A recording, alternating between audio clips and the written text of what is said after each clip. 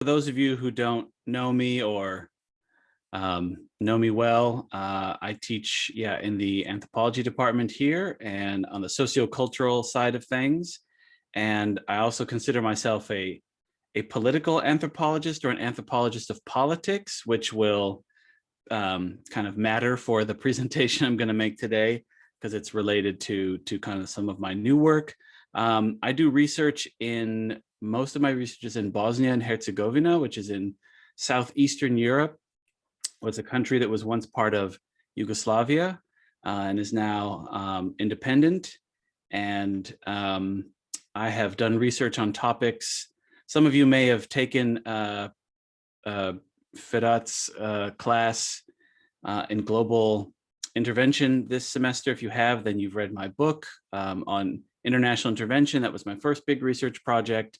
And my second kind of research project, the next one I did after that, was about kind of worker politics. And that's going to be related to what I talk about today. But what I'm going to be presenting on today is a little bit less about the content, although not unrelated, of my research, and really more about my experiments in working collaboratively and working with the graphic form, or what I call here graphic ethnography, which is basically kind of anthropology in the form of like comics or a graphic novel or sequential art. And so that's the kind of the piece that I want to present on today, because it's the piece that I have something ready to share with. I'll also say, maybe by way of explanation or apology, that the only way that I could kind of come and do this was to draw upon a paper that my colleagues and I are writing together right now. And so I will be, unfortunately, kind of working off of that paper a little bit. I say unfortunately because I know sometimes when people are reading something or reading from something, it's a little bit less kind of engaging. Unfortunately, I'm not quite at the space where I can present as well off the top of my head on the subject as I can working with a text. So you will see me do that thing if you are looking at the camera, where you'll see my kind of eyes are off to the side there. And that's because I'll be reading, kind of going back and forth between reading and kind of speaking contemporaneously. So that is what's going to happen today. So I will kind of provide a little bit of context, and but we'll be kind of working from this text. And again, I don't know, I don't think anyone here has taken my classes this semester or even last summer, but I've also been teaching recently and working graphic forms of anthropology or ethnography into my teaching as well. I did a course last semester on visual anthropology, and last summer on anthropology and the kind of the graphic form. And so this is really a kind of a fun and exciting way to imagine new forms for anthropology. And now I'm going to tell you about why that might matter for the research that I do. And if you hear the cat in the background, sometimes she gets a little bit chatty when I'm here and she wants something. So anyway, you may also see her hobble up the stairs. And if she looks like she's limping, it's because she's only got 3 legs and it's nothing to worry about. So don't be concerned. Okay, so I'm gonna work from some of my prepared text. So in 2009, in response to the question, how is anthropology going? Anthropologist Jane Geyer argued that, well, despite its many transformations and twists and turns, anthropology has had one enduring commitment, that of grappling with and envisioning possibility, possible ways of living, possible ways of being human. In her eyes, this commitment was both an ethical stance, right, that we are obliged to imagine different kinds of worlds or possibilities, and it's a vision of politics. In other words, how one might go about achieving that world. And both of those things require courage, discernment, and steadfastness, but which could never be abandoned, right? So this kind of sense that always grappling with and thinking about and envisioning different ways of being human, different kinds of possibilities. And so that pledge to remain open to possibility permeates our discipline's most recent turn. And you may have heard of these things if you've been reading in maybe advanced socio-cultural, even other courses, that often people talk about turns. So there's the, ontological turn, or the, representational turn, or the semiotic turn. And what that just means is that there is a moment in which a group of anthropologists have decided that there's a new way of thinking about or doing things, and that you can kind of discern it in the history of anthropological or cultural anthropological kind of work, that there seems to be this kind of shift, right? And we are undergoing a shift right now in what we might think of as the creative turn. And that is where people are really interested in the kind of playing with innovative forms of ethnographic representation and multimodal methods. And I'll talk about what that means in just a second. And so we see this creative turn as part of a self-conscious and deliberate effort to imagine doing anthropology differently. And some of the things that come along with that, as I said, this kind of interested in multimodal anthropology. So anthropology not just as text, but also as visual forms like film, photography, audio forms like sonic ethnography is a new kind of form. And then a kind of multisensory anthropology. So what are ways in which we can engage kind of the full sensorium through our forms of ethnographic representation, as well as something that's called research creation, which some of you may have come across maybe more on the humanities side, or design anthropology, which are imagined as ways in which we engage the public in ways that is a kind of designed to elicit certain kinds of responses that then become part of research kind of data. And again, this comes more from the humanities side because it's a way that artists have often imagined their interventions as both a kind of display or kind of engagement with the public that itself generates data.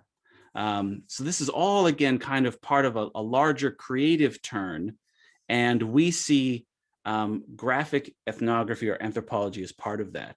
I've been experimenting with some of these modes through a photo essay, a podcast, and the project I will talk about today, entitled Reclaiming Dita, which is a collaborative graphic ethnography. And I'll put some links up maybe later in the chat, because there's, you can go to the podcast and listen to it. You can go to the project website, which I may share with you in a moment, and the photo essay. All of that stuff is available online and for free.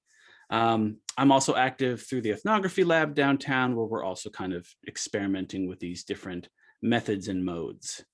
So my main collaborator, Larissa Kurtovich of the University of Ottawa, and I think that this format, graphic ethnography, opens up new possibilities for anthropologists to tell different kinds of stories about politics that might otherwise seem kind of either overdetermined, right? So you imagine a kind of political field in which everything is basically kind of known and that there's very little room for maneuver. And this is especially important in areas that are marked by a sense of hopelessness, right? That nothing can be different, nothing can be changed. And for us, the reason why that's important is because in our research, we have been following what Bosnia's kind of biggest weekly magazine once dubbed the greatest workers' victory in Bosnia and Herzegovina in the 21st century. And that was a headline that appeared at the conclusion of a multi-year struggle of the workers of a Bosnian detergent factory called Dita, who had pulled off something that no other workers' union had succeeded in doing, which was they stopped the liquidation of their factory and they were able to reopen it for production, again, after it had been privatized and bankrupted by the owner. So over the course of nearly 4 years and against really staggering odds, the workers had fought to protect their factory and demanded that they be allowed to restart production and preserve the company for future generations. And they succeeded kind of in doing that on the wings of a larger kind of uprising or series of uprisings that happened in 2014, in which a lot of kind of workers, but also youth and other kind of segments of Bosnian society kind of organized these mobilizations that clashed with the police. It got really quite heated, those clashes. A couple of government buildings were burned. And then it also led to these really interesting experiments in citizen activism and democracy. And kind of part of that uprising kind of lent urgency and importance to the struggle of these workers to preserve their factory. And in a country that has kind of been characterized for at least the last 20 years as, you know, through a narrative of decline and decay and ruination, the struggle and victory of the workers seemed to redeem the promise of the uprising and demanded attention and analysis, right? So we were very interested, Larissa and I, in wanting to understand how these workers pulled off this victory, especially in a context in which that seemed so unlikely. Now, as a pair of researchers who'd been involved with those workers and their allies, we saw the mobilization and their victory as an opportunity to practice a different kind of anthropology. And to understand what we mean by this, we have to first take a look. Some of you may have heard of Bosnia. Most people have, if they have at all, unless they have a personal connection to it, because there was a war there in the early 1990s, early to mid 1990s. And since that war and the international intervention that happened afterwards, Bosnia has been a magnet for researchers who are seeking to investigate, you know, nationalist politics, post-war reconstruction, international peace building. I am, of course, one of these people. But most of those studies are really carried out according to questions and interests which are created elsewhere. And often have little or no direct connection to any local audience in the country. And this has led some politically engaged academics in Bosnia to accuse foreign researchers of practicing a form of extractivism, coming to the country to gather their data with which they're going to make their academic careers, but producing research that is largely irrelevant or unaccountable to the research participants, because it never circulates back into the country in a form that those participants can engage with, right? So you can imagine, I come, I do my research, talk to these people, do my observations, come back and write up an academic article in English in a journal that's behind a paywall. So there's just so many ways in which that my research participants could never engage with this. First of all, it's in English. Most of them don't speak English. Second of all, they'd have to pay money to be able to access it. And then, of course, third, it's going to be according to a set of interests or, you know, academic debates or in a language, a jargon, which would make it also inaccessible, even if they did know English or could make it through that paywall, right? So this idea that that this is you know, a problem is something that's been kind of going on for a while. And of course, my colleague and I take this critique seriously. So we wanted to develop new research practices and forms of output that could model a different kind of anthropology. And the story of Dita offered us a unique opportunity to join together and explore the possibilities of working with others. Also, of course, other anthropologists, but we were also thinking about activists and artists and labor organizers and workers and other local academics. We wanted to explore how collaboration might influence how we did our research and the kinds of outputs that our research might take. And so it's against the backdrop of those multiple motivations, right? To understand the victory of Dita's workers, to see what it could tell us about political possibility, right? How did they do it? How might others do it?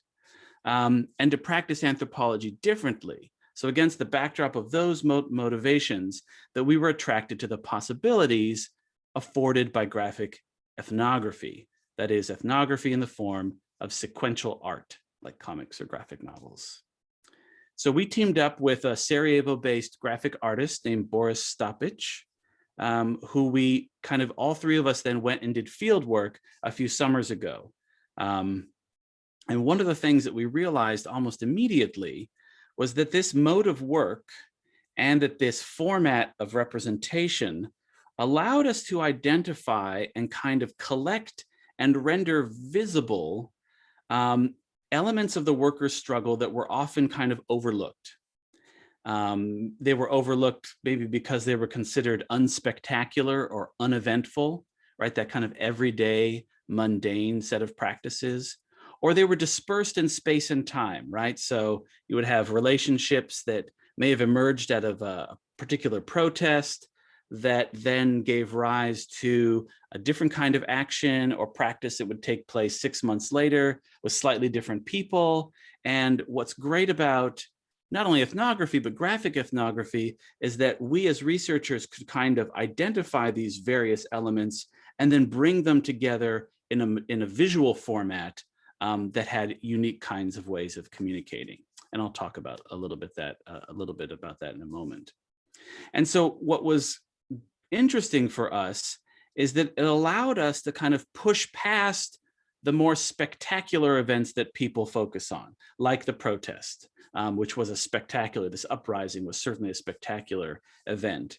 But it also allowed us to push past some of those bigger theoretical abstractions like, capitalism or nationalism, which is how people usually think of and identify politics, and to locate the political, in other words, to locate the forms of struggle and transformation that were taking place, but which are not spectacular, right? Or aren't fully captured by those concepts or those categories like capitalism or nationalism. So again, part of the value of the ethnography was to identify the political and to rethink it in different places. And again, the graphic ethnography form allows us to kind of communicate that in unique ways. Our decision to turn the project into a team effort was also inspired by a tradition of engaged or activist anthropology, which seeks to reimagine research as a practice conducted in dialogue and collaboration with our interlocutors. And we see, as I'll kind of talk about in a moment, the graphic book is a means of making our research more accessible to the workers, as well as helping the story to circulate amongst non-academic audiences. And so we hope that the mode of representation will have the capacity to inspire similar types of activism, both in the country and beyond, right? So we will both be producing this book or are producing this book in a Bosnian language version and in an English language version, so that it will be able to circulate distinctly and reach distinct audiences. In some ways, our most strongest commitment is to the Bosnian language version, but we are also academics and realize that we need to get credit for the work that we do, and having an English language version will certainly make that more possible. And again, this is a work we're thinking of as a kind of public anthropology, which aims to demonstrate how anthropological insights can make possible other ways of thinking and acting, and in this case, in doing politics, right? So that's that sense of possibility that anthropology is always engaged in. And so now I want to talk a little bit about some of the general, what I call affordances, or what is the property offer, the properties of comics offer that are kind of unique. And so one of the unique properties of sequential art or comics is that it's openly reader dependent. Now, for most people who haven't thought about comics in, conceptual terms, but have just been readers, don't kind of usually think about this, but once you think about it for a second, it makes a lot of sense. So one of the unique properties is that comics are openly dependent on the readers, and they require the reader's imagination and collaboration to generate the meaning of the comic. And so what does that mean? So if you ever look at any right? Sequential art, right? So comic book panels. You're given one panel with something happening in it, and then you're given the next panel with something else happening in it and possibly dialogue. But there's never a kind of moment-to-moment rendering, right? You are given different times, different spaces, and it's up to you as the reader to basically imagine what happens between the panels, right? So you are actively engaged. The classic example given by Scott McCloud is he gives this, he shows a picture of somebody with their eyes really big and somebody behind them with an axe. And then the next panel is just a cityscape with the sound of a scream, right? And he says, so you're given this panel and then this panel, and you are led to imagine certain things, but you have to engage with your imagination to link those two panels, right? So this is another way of just saying that the form is reader dependent, and that it relies upon the engagement and the imagination of the reader in ways that text doesn't, and in ways that film or other kinds of things do not. And then, of course, there's also the inventive possibilities of the graphic form, which emerge from their mixed nature, right? How they draw upon and associate with different conventions or conventions of other media. And I'll show you an example of this where you can insert an actual photograph into the comic book form, and then it kind of associates properties of the photograph and mixes it into how the comic works. And most comics theorists make the point that what this does is it can create things that are more than the sum of the parts, right? That the kind of mixing of these different genres produces something that's more than the sum. It's a kind of unique combined form of representation. Now, another widely recognized and unique characteristic of comics is their capacity to bring different senses of time or temporalities into relationship. So one of the classic examples is that in the act of reading a comic, right, you are reading the panels and the pages sequentially, right? One panel after another, one page after another. But especially if they're on the same page, you're reading them sequentially, but you're also perceiving all of them simultaneously. And so that also is a different way of perceiving and making sense of time. And then, of course, there's a contrast between what you're looking at and the time or the era being represented on the page, and then, of course, the time and era that you inhabit when you read it. And so there's always that kind of contrast and that relationship that's brought about. That's a kind of unique characteristic, especially the first one of the comics. And then, of course, comics theorists have shown that sequential art lends itself to teaching some of anthropology's basic humanistic lessons, such as thinking about and valuing other forms of thought, seeing through another's eyes from where they stand, and attending to what they attend to can serve to shift our vision from being kind of one-dimensional to multidimensional, taking other people's views into account and seeing our own standpoint as kind of limited and embracing another's viewpoint as essential to our own, right? So if you've ever taken a cultural anthropology course, hopefully that is part of the basic lesson that we, what we're doing in anthropology is learning about other ways of being human, other perspectives, other kind of viewpoints, that cultural relativist perspective that we encourage in cultural anthropology, and how that kind of produces a kind of appreciation, not only for other ways of doing things, but also to realize that it allows us new possibilities that come about from seeing other viewpoints. And again, comics enables that in particular kinds of ways. So I want to give a little bit of background on what makes this project possible for us, because it's not just we're going to come and do this thing you know, kind of that this is a, why did we think that, this is a better way to put it, why did we think that graphic ethnography would be a good way to reach new audiences in Bosnia? Well, part of the reason is because the country has already a rich history of of a comics culture that has existed for now about 100 years, in different formats, certainly for about 80 years, maybe upcoming on 100 in some forms.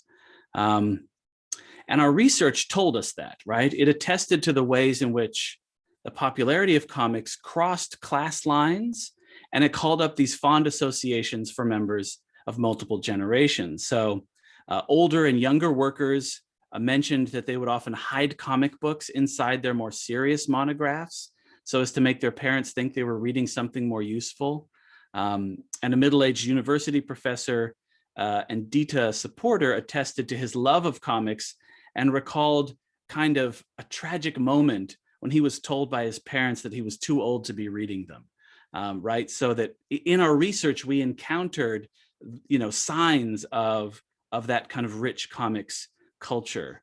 And the ubiquity of comics in popular culture in Bosnia and their association with themes like adventure helps to explain why during our field work, the workers showed an interest in our comic book in the making, our graphic ethnography. And so when we brought, let's see if we can do the next, I'm gonna try and, how can we advance? There we go. So here's an example.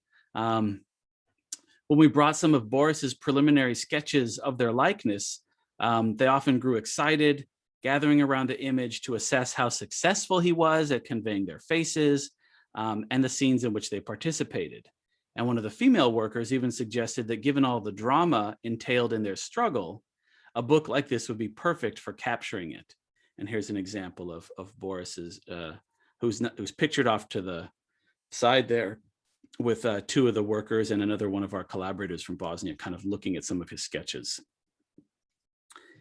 Now, perhaps an even bigger reason that our interlocutors were interested in the genre is its association with youth culture and the promise that it holds for intergenerational communication, right? So not only were we interested in the graphic form to reach new audiences, so were they. And part of what they were interested in, or why they thought it was interesting to tell their story in this form, is because it offered the possibility of communicating things with younger people. That was their idea. They lamented that young people had little understanding of union-based forms of collective action, even though the workers credit those forms for the successes of their struggle.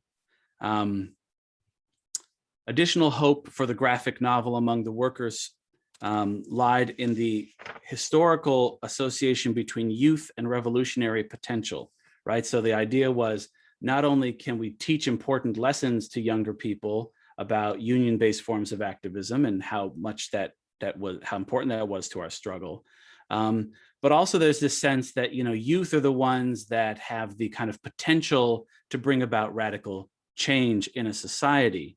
And of course, that hope is not an abstraction. You heard me mention already that uprising that happened in 2014. Well, when that happened, it was the willingness and participation, especially of young men, and their willingness to confront the police that fortified the popular resolve of the crowd and delegitimized the position of the government at that time. And also just mention that the post-war period in Bosnia has seen the emergence of a new generation of Bosnian graphic artists, many of whom thematize political and historical questions in their own work. And so our kind of project here has to be seen as belonging to part of a new wave of graphic representations of historical struggles, as well as the revival and transformation of the graphic form in Bosnia. And so what I want to talk about now to show what some of the possibilities are of comics in relationship to activism and political struggle is I'm gonna kind of give you a brief overview of one of the comics that was produced by some colleagues and collaborators of ours. But first I'm gonna have a cup of coffee or a sip of coffee. I don't seem to have around me, and because I've got my full screen going on here, Lydia or Bryn, could you tell me what time it is? It's 10:35. Okay. All right. So I'm gonna. That's good to know because I want to leave some time for any Q&A. So I will make this a little bit shorter probably than I would have otherwise. And so I'm going to tell you a little bit about a project that our colleagues have done called. This is a comic called Businessmen Patriots, and what's interesting about this comic and its subject matter is that the story that it tells exists in multiple formats. So there's the comic here, which you see, but it is based upon a trial transcript, and there's also a documentary film. And so what was interesting for us in thinking about this example was how it allowed us to see what was unique about graphic storytelling and its political potential. In other words, well, you'll see in a second. So this was commissioned, the comic, in 2016 by an anti-corruption kind of network, and a local news web portal called Journal. The investigation followed a corruption trial called Pandora, which centered on a bureaucrat who defrauded the Bosnian state of €1 billion, money that was ultimately used to fund the various business schemes of wealthy businessmen who were tied to the political parties of various ethnic groups in the country. The transcript of the trial presented unprecedented insight into how political relations were organized and distributed across various levels of government and ethnic power sharing agreements. So our illustrator for our graphic ethnography project, Boris Stapic, collaborated with two others, Zoran Ivancic and Alexander Brezar, unimportant to remember those. But for them, the comic was conceived as a means of returning the public's attention to the scandal about 2 years after the trial transcript had come out. One person said, so one of them, Zoran, said that what made the scandal so compelling was how it revealed the trans-ethnic nature of political corruption. In other words, there are these kind of main ethno-nationalist parties that publicly tend to attack each other and to style themselves as opponents, but behind the scenes, they were all collaborating well to defraud the Bosnian state of its wealth. And so, although the initial reporting on the trial as it was happening revealed a series of kind of thrilling revelations, the anti-corruption activists sought to capitalize upon that by producing a documentary film and the comic book. And the film is a kind of classic journalistic expose, has been streamed on YouTube close to 70,000 times. In addition, I think it was also broadcast on Bosnian television at least once. And the comic, however, was supposed to fill the gaps left behind by the film, which was limited, of course, to the existing video footage of the events described in the trial transcript. But because a lot of corruption happens kind of behind the scenes or backstage, there's no footage to match some of the most explosive revelations from the testimony. And so what the comic could do was transform that testimony into a visual form of evidence and imaginatively render those moments and give them a kind of stable material form. And then, once that existed, it could enlist the reader's participation in the story as kind of de facto witnesses of the political scandal's key episodes, right? So there's something about how reading about this or kind of reading the visual record, the comic book form, makes you a witness to what's unfolding in a different way than reading a trial transcript would. And this was something that they kind of told us was really important for what they were trying to get at with the comic. However, putting the comic together revealed an important tension in using the graphic form. So on the one hand, they were really interested in how they could portray the aspects of the scandal which had taken place away from the public eye, they still needed to organize the material in a way to maintain the kind of the truth value or the veracity of the story. And so they came up with different modes of visual and other kinds of verification. They told us in an interview that they were imagining the different scenes, but they also engaged at least 2 or 3 different journalists as fact checkers who would go around and figure out what certain places looked like, verifying names, going in the archive, working with press clippings. So the whole thing would be more truthful. So the idea was that if they did it well, the comic's visual rendering of various forms of illicit conduct like bribes and contract fixing, right, the stuff that takes place behind the scenes, if they did it well, then the comic would still enjoy a kind of truth value or truth status similar to other nonfiction forms and genres of documentation like video, film, newspaper reporting, and so on. But of course, what's interesting about the graphic form is that it affords the authors a kind of playfulness that's not available to other forms and genres. And Sasha said it to us like this, and here's another couple of images. He said, it was important that this actually be a news expose, true to how the story was represented in the press, what this bureaucrat said, how it looked. Sometimes we did have to improvise. And through those improvisations, mostly concerned the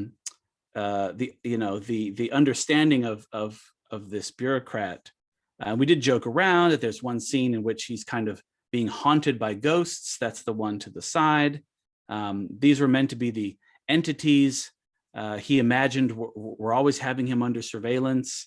Or when he talked about one of his political associates who was supposed to be fair and honest, we rendered him in the image of a Yugoslav pioneer, which was one of the kind of youth groups in Yugoslavia in which, all the kids, it was kind of like a communist version of the Boy Scouts, who were kind of supposed to be the embodiment of virtue. So they would kind of imagine him in those terms. Now, a couple other things to mention about this, and then I'll go through rapidly some examples from our own project. What made the comic form attractive for the goal of making political corruption relevant and acting upon was the comic form. So they said this was something that was important, that one of our challenges, this is what they said, was to render something that was so normalized into a format in which it could be kind of evaluated in a new light, right? That everyday corruption is something that a lot of people just assume happens. And what we needed to do was to provide a form and a format to kind of, in some ways, provoke people out of that kind of normalization and to see that it was something that one maybe ought to be upset about and do something about. And so what was interesting for us and for the people that produced this is that the comic book did seem to have a certain kind of political potential, and that was evident when they wanted to promote it, or when they started promoting it in some of the larger cities in Bosnia. When some activists announced that they would be publicly distributing printed copies on the street, they were met by criticism by the local nationalist leadership. The authorities were probably worried about the depiction of government corruption, of course, and therefore, they needed to try and curb the circulation. And that suggested to us that comic art does have the potential to disrupt politics as usual. It also reminded us as anthropologists that power often lies in the capacity to control what is made visible or invisible. Hence, the revelation of long suspected truths about the state threatened to undermine that capacity, and they had to reassert their power to make this kind of invisible again, or keep it from the public eye. It probably also had to be curbed because the comic form has that capacity to materialize and stabilize, and in some sense make real elements of political life that remain kind of obfuscated by political rhetoric. Okay. Now, of course, our project, which I'm going to turn to now and wrap up pretty soon, our project shares with this one an interest in the affordances and the truth value of representation, so the possibilities of the comic form. So we also pursue visual strategies to remind the readers of the empirical grounding and truth of our narrative, right? So that we also want to continue to remind readers that what they're reading is a reflection of, you know, research, things that really happened. And so we use realist representations of people and places. Our entire comic or our graphic novel is built from and starts from research that we have done with our interlocutors. It starts from their words, as you will see in a moment, lots of direct quotations. And of course, we also include ourselves in the scenes of our research, again, reminding visually readers, oh yeah, this is the product of research. We also, though, do some of that mixed media stuff. We include representations or reproductions of newspaper reports and photographs. So you can see here's an example of a page in which, you know, we put a photograph, in this case, of one of the workers' mothers as a young woman as part of the story that we tell. This strike leader, who is the woman depicted in the middle panel, and then in the bottom panel there, her mother died is in the course of the struggle, and she talks about kind of how challenging it was to kind of manage the demands of, you know, caring for a very elderly parent, the demands of the social obligations that come when somebody dies, with receiving guests. And in this moment, she talks about how, you know, there is this kind of practice that when somebody passes on, that you receive guests who come and then share their, you know, sorrow or their sense of grief with you. And it's part of the ritual process around death and burial. And yet at that very moment, that 2014 uprising was happening on the streets. And so she talks about how she has to kind of deal with these things. Anyway, the point here is that by including these representations or photos, a different genre, it helps create the sense that the events really happened. And of course, it allows us to borrow from the photograph certain senses. You know, we often say that a photograph, you know, seeing is believing, or a photograph is worth 1,000 words, right? So there's a certain kind of ideology of truth or of facticity built into the photograph as a medium, which we can borrow and put into our own piece. And so the results of this are more than multimodal. They're instances of what some people have called transmedia, a combination of media forms that is more than the sum of their parts. Okay, so now, since we're kind of running out of time, I'm going to talk a little bit about our own project. So one of the things that was interesting for us was one of the affordances. Let's see here. I'm just going to remark. Right. So part of what we wanted to do is to present the internal complexity of the relationship between the workers and the differences in their individual situations and points of view, without turning them into a homogeneous whole or denying the fact of their unity and its political potential, right? So that often when a story is told about this, one or two figures emerge as the kind of spokespersons, right? Either on TV, it's the, you know, the spokesperson for the, you know, the union, or maybe it's one or two experts to tell the story. And what we wanted to do was to tell the story of the worker struggle from lots of different perspectives, to show that there was this kind of multiplicity of perspectives. Because one of the things that often gets discussed about why workers' struggles don't succeed is because there's no kind of unity, or that there's some kind of problem with you know, the workers' ability to kind of organize. And so we wanted to show, well, how was it possible for these workers to organize despite also having the same kind of internal complexity? And so we wanted to kind of show that complexity without reducing them to a homogeneous whole. And so our visual strategy is that we try and show across different chapters lots of faces and words, and oftentimes different perspectives of the workers. And then we allow the act of reading to assemble those parts into the complex whole, right? So it's actually the act of reading, of reading all these different perspectives, that is what assembles the complex totality of workers as a collective political subject. In addition to demonstrating the complexity of worker perspectives, we can also showcase the ordinary, everyday collaborative activities through which the workers supported one another.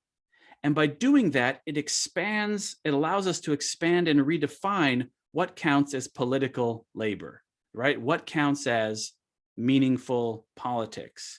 Not just those spectacular street demonstrations, but also some of the everyday quotidian work, like in this case, guarding the factory. So they had to guard the factory because there was a fear that the owner would kind of try and come in and break apart the machinery and sell it off for money, which would have destroyed the possibility of reopening it. So the workers essentially occupied and guarded the factory for about 3 years. And so here you can see the process of guarding the factory, which went on for many years.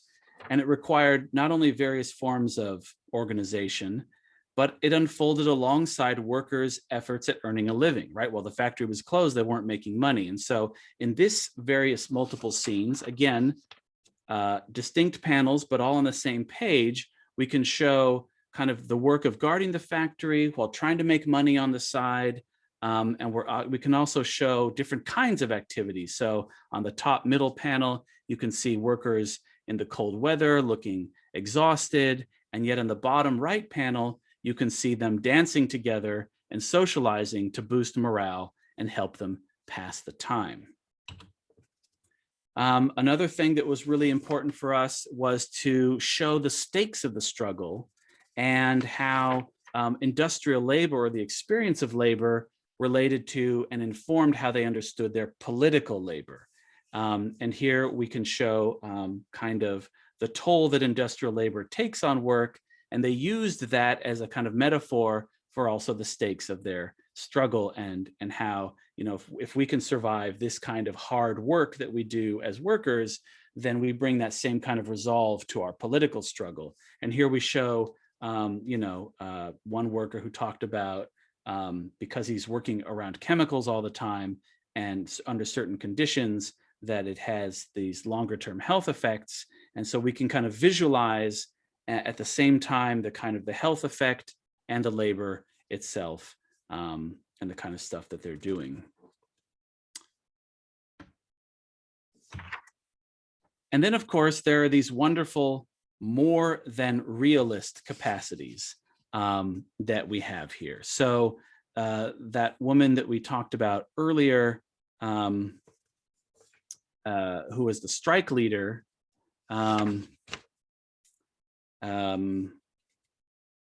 had a heart attack during the longer period of struggle here.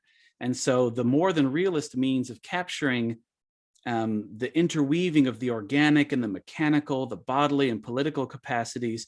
So when she had the heart attack and required serious surgery, the future of their struggle seemed threatened. And so in a visual like this, we can depict the stress and bodily sacrifice of the workers' fight. We can also kind of depict this strike leader as lying at the heart of the factory, right? She's the heart of the struggle, a vital organ necessary to circulate both possibility and hope, right? So we are working a kind of more than realist, metaphorical, visual way of capturing these different kinds of meanings and different kinds of stakes of the struggle, again, visually. It was the strike leader's willingness to risk her body, such as when she threw herself in front of a moving car to prevent the removal of critical documents from the factory. These kinds of willingness to risk her body generated feelings of obligation on the part of other workers and fortified their own resolve to confront police and risk their own bodies. So often people would talk about this strike leader's willingness when she, threw her body in front of the car, went through the heart attack, got the surgery, and came back into the struggle right afterwards. The other workers would say, well, if she's willing to do this, then I also have to be willing to step up and confront things. So again, those aspects of political possibility that we can kind of capture in kind of more than realist, playful forms that we wouldn't be able to in other forms. Another thing for us is to kind of always associate the factory with what the workers are doing, to always remind the reader that the factory itself is a kind of grounding for why people do what they do. And then there's this kind of lovely strategy that we have, as I mentioned before, that sequential art offers diverse ways of communicating time. And so these are the last two examples I'll give. So we proceed from the position that all politics has to make historical sense in order to be effective. And so we can take the graphic possibilities of representing multiple times to capture the sense of accountability and the creative ways the workers approached the kind of historical basis of their own politics. So when one worker explained that the fight of the factory, and this is, you can't see it there, but what the fellow on the left is saying there, he referenced important beginnings. He said, Tito built the factory and now we have to guard it. We can materialize the feeling of political commitment by visually indexing the era of building socialism that, by using the complex symbol of Tito, that's the guy in the background there who was the leader of socialist Yugoslavia for 35 years. And we can also have the Yugoslav communist flag in the background. And in the foreground there, right in front of Tito, you can see people who are working.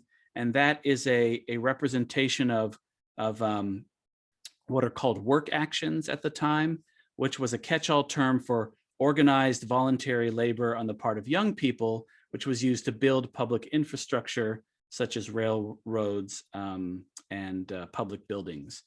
And so again, this is a way to kind of show visually and to bring into relationship and to show things that are usually immaterial, right? Like, how do you show somebody referencing the past? Well, here's a way to kind of visually bring that past into the present. And here's another example. Here we depict different contrasts, bringing representations of the area's rebellious past into comparison with the present to show visually how an earlier popular model of historical agency was taken up to animate and legitimize new politics, right? So that's a big description. But what we're doing here is we can show how workers from DITA faced off against riot police in 2014. That's the image on the one side. And we can juxtapose that with images of armed striking miners who faced off against Yugoslav gendarme in the same area in 1919, in an event that became known as the Husino Rebellion of 1919. Now, the Husino Rebellion has been preserved as part of the region's anti-authoritarian legacy and class struggle against injustice, and was celebrated through popular songs and even a state-produced film in Yugoslavia. And so as the protests in 2014 got underway, they were dubbed almost immediately a new Husino, referencing that previous kind of uprising. And so those are just, I could talk about this for a long time. Hopefully I've given you a sense of kind of what is interesting and what is possible, and how this kind of form might be useful both for communication, right? So what are some ways in which we can communicate the findings of our research in unique ways? We can reach new audiences and hopefully maybe even inspire new insights in ways that wouldn't be possible with other forms or formats. And so here's a couple of different links. I will maybe I'll stop sharing this so that I can post those links in the chat if anyone's interested. And hopefully, if anyone has any Q&A, you can pose those questions now. Oh, I see it's 11 o'clock. Terrible. So one of you should have stopped me. I know it's not, you don't feel like that's your kind of your place or anything, but I can stick around if you can stick around. And I'm happy to do that. Please. Any questions or observations?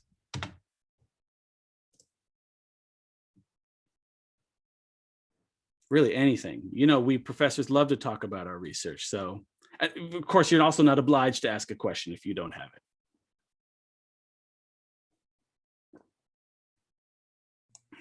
Those graphics are amazing, by the way. I just want to say, like, it's just like, I think it's just amazing how, like, you know, we can use these different forms, like, to do research, to inform people. And I think it's so much more powerful.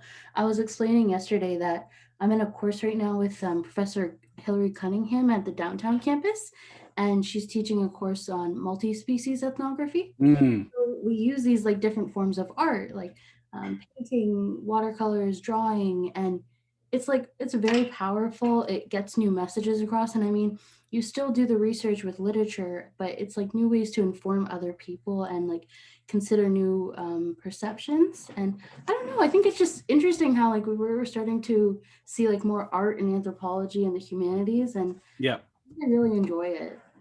yeah. Yeah, no, I think what excites me, and that gets at some of what you're saying there about this, is, you know, that it draws our attention to the ways in which part of the way we understand something is also the way we feel it, or that we feel about it, and that texts certainly have a capacity to generate, you know, a set of feelings, but these different forms can provoke different kinds of experiences in the very experience of reading about or encountering something.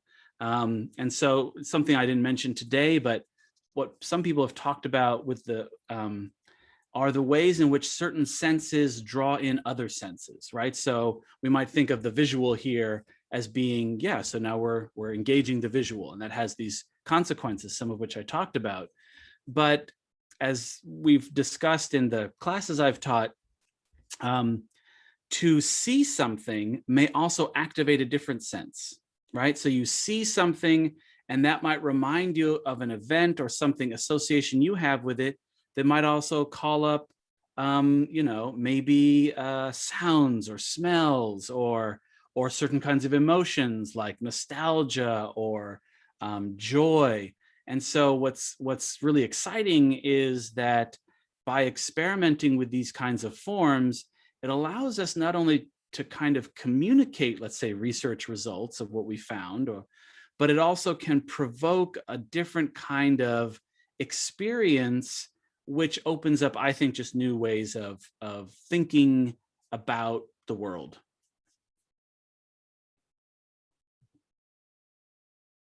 The other thing is I cannot take any credit at all about the awesome graphics because I can't, I don't have that kind of talent or haven't developed it. So this is one of the great things about working with others, is that, you know, you don't have to necessarily have it. And I know I have, you know, we've got 2 or 3 new books out.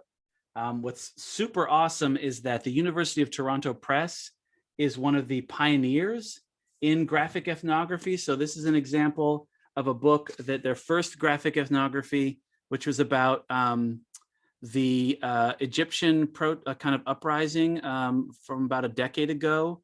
And it's called Lissa, A Story About Medical Promise, Friendship, and Revolution. And it's been produced by 2 kind of medical anthropologists together with 2 illustrators, and the 4 of them produced this book, and set in, like I said, in Egypt. And then I'm trying to think of my other books. So here's a second one called Gringo Love, Stories of Sex Tourism in Brazil, by an anthropologist at Carleton. Here's another one called Light in Dark Times, The Human Search for Meaning, which is a collaboration between an anthropologist and an illustrator, which is very interesting in kind of like ways in which it draws in kind of anthropological theory with what it might, you know, kind of look like, etc. And anyway, I could continue to pull books off the shelf. Those are the kind of first examples, I would say, of, let's say, graphic ethnography. There are, of course, other nonfiction formats. Oftentimes, memoir is a very common one. But then there's the work of Joe Sacco. I'll just give one last shout out. If you read one graphic novel for the whole year, I would recommend reading this one. It's called Paying the Land. I understand it's probably kind of backwards for you, by Joe Sacco. And it is basically about resource extraction and indigenous life in the Northwest Territories of Canada. And Joe Sacco is a extremely well-known comics journalist, is what he calls himself. And he has written books about the Bosnian War, kind of politics in Palestine, and now this is his latest one, and it's a remarkable achievement.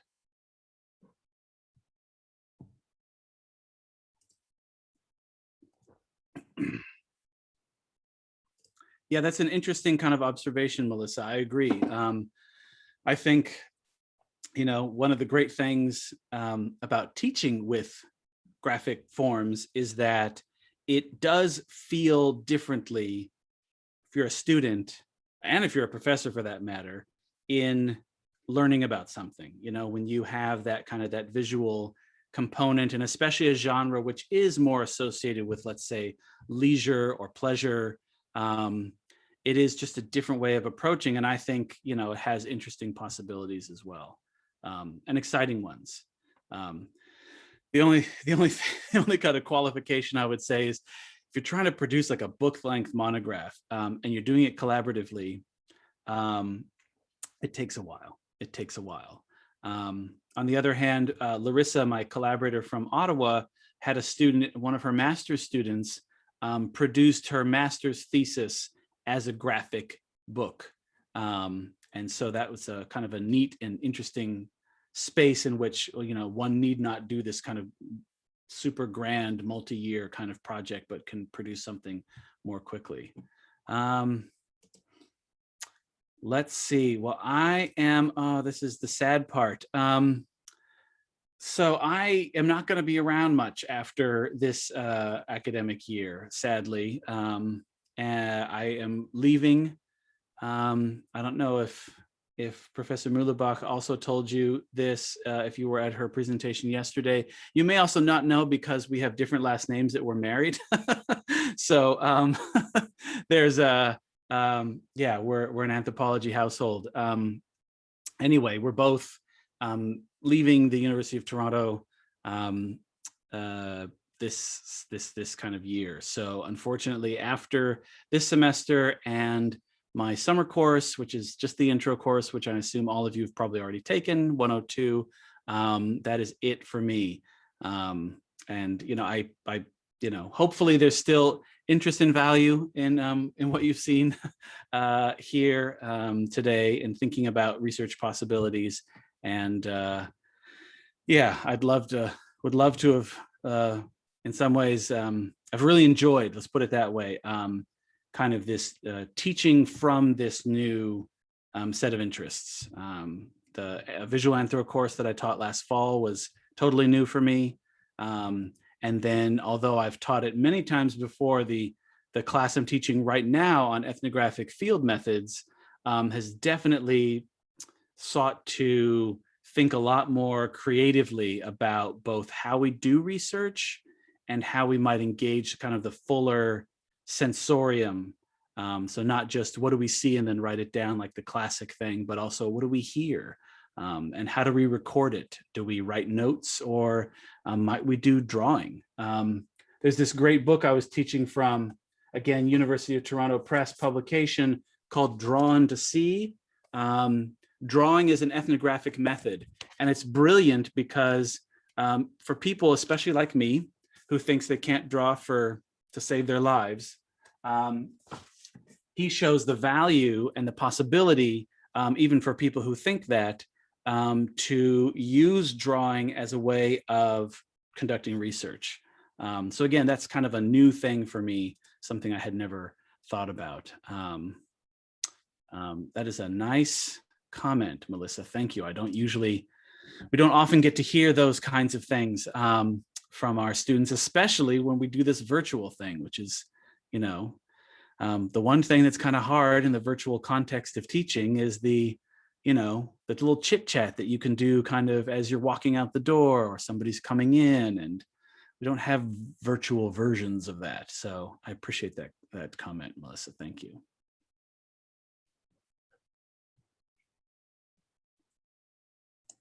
Any other questions?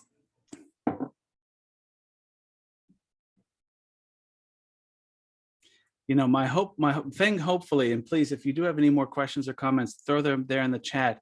My hope is that when I was an undergraduate, actually, I didn't do much in anthropology. I came to anthropology in graduate school. But even as an undergraduate, and I did my degree in history, it was still very much a kind of text-based way of thinking both about learning, but also about what scholarship looks like. And one of the kind of things that I think is the most exciting right now about what I shared today is that there really does seem to be a kind of real opening to different ways of doing research and of the forms that research will then kind of take on the other end. And you know, my hope is, and my expectation is that you should hopefully begin to see more and more of that. And if you yourselves, actually in any field, there's super interesting stuff also being done in thinking about kind of multimodal forms in archaeology. So it's not just the sociocultural stuff, really just, it's a really interesting creative moment. And I know that when I was an undergraduate, if I had known that, it would have excited me in ways that you know, I kind of wish would have been there kind of in the past. I wish I could have started down the graphic route or the sound route, you know, from the beginning. But no, I was trained in a very traditional kind of text-based only kind of mode, and now I'm kind of unlearning that. And so you guys have an interesting kind of different way of, or kind of fresh way of approaching it. And my sense is that there's more and more openness for that in the discipline. So that'd be my last comment if there's no other questions.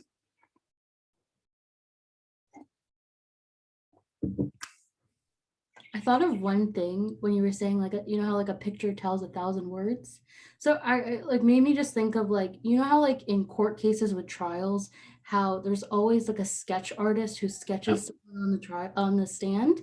It just made me think of like where that started and why we do that. Thoughts, or you know, I'm not really sure. I think that usually happens under contexts in which cameras are not allowed in the courtroom, right? So there's no, and so when it's, I think probably when reporters were reporting on that, especially, you know, trials that were really, you know, captured public attention, I think there's this impulse or this desire to see it or to see who was involved. And yet for particular reasons, probably about privacy, et cetera, and maybe even a fear about what images can do, and of course protecting the privacy maybe of people testifying, but I imagine it's that kind of balancing, right? Like the desire of the public for a visual connection to what was going on, and yet the need to protect the privacy and maybe other kinds of things as well. And so, yeah, I think it's under those circumstances that sketch artists go in. And of course, what's so great about what you just said is they usually get one image, right? Maybe, or they get to communicate one image. I mean, they might draw multiple images in the case of a day's worth of testimony, but in the end, usually you only get to see one. So imagine how they're thinking about capturing what's going on in there in a single image, and all the different things that they're probably saying. Okay, you know, I gotta, you know, what do I want to capture about this moment, you know, and how can I do it, and you know, how can I, you know, body shape and, or you know, body kind of comportment, etc. So yeah, interesting, super interesting practice that exists now.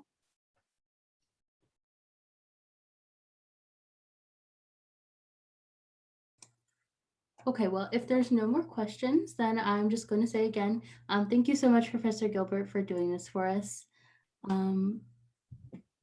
And thank you for everyone for joining us today. Kimiko just put in the chat there.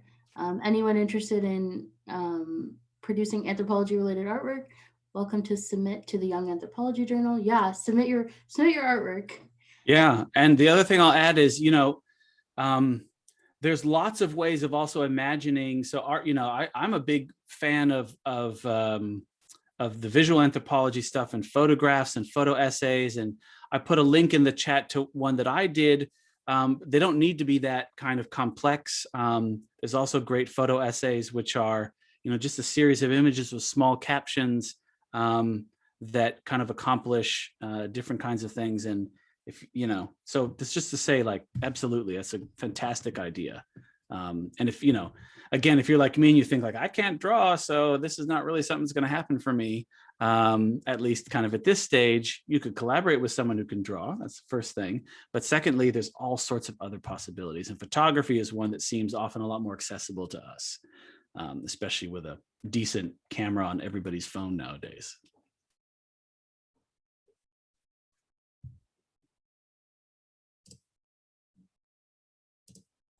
Yeah, absolutely. Well, I have to hop off now, but Yep. Everyone has a really nice day. And we do have another session at 6 p.m. with Professor Dorland, if anyone's interested in learning more about archaeology. So definitely come out. And thanks again, Professor Gilbert. My pleasure. Thanks for coming. And, like I said, we professors love to talk about our research. So it's nice to have this kind of event series.